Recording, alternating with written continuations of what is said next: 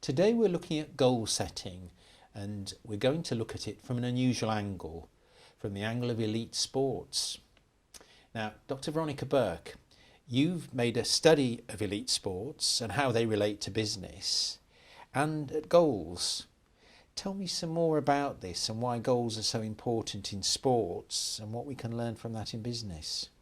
Well, Steve, the general psychological research tells us that actually goal setting does work.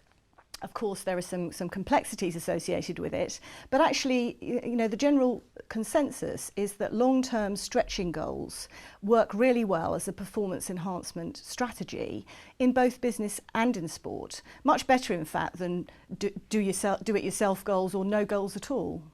So goal setting's valuable, but only if you do it in a certain way, I suspect. Now, what do you need to pay attention to?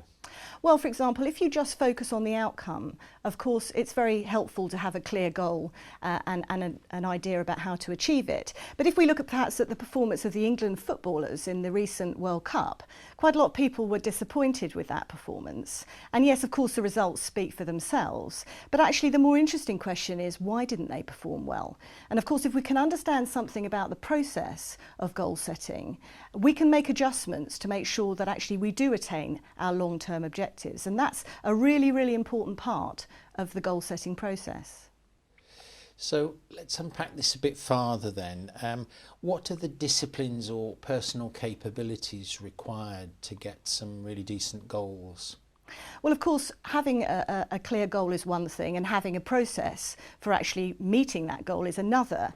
But actually, there is a whole set of personal capabilities that are really important for people to have, whether you're talking about sport or business. So, for example, capabilities like self-control and self-regulation, so being able to regulate my own thoughts, feelings and ideas about the process I'm going through, to be able to perhaps reward myself, to reinforce my behaviour on occasions, but also to be really resilient, to recognise when I do have setbacks, to make readjustments and actually take the next process forward.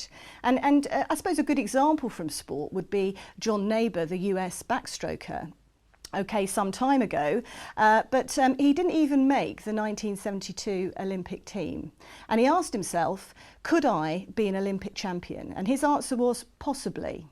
And so 4 years later at the 1976 Montreal Olympics, he won 4 gold medals, each in world record time.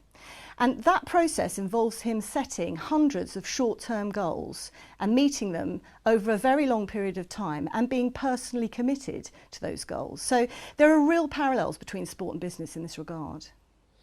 Now, one of the things that, certainly in a business context, that we're all aware of is the idea that people set goals and then they never get there. That there's maybe some inertia in there, maybe even some resistance, but we end up with them not being met. Can you say a bit more about that? Yes, that's a really common problem in business, and of course we do see it in the domain of sport as well.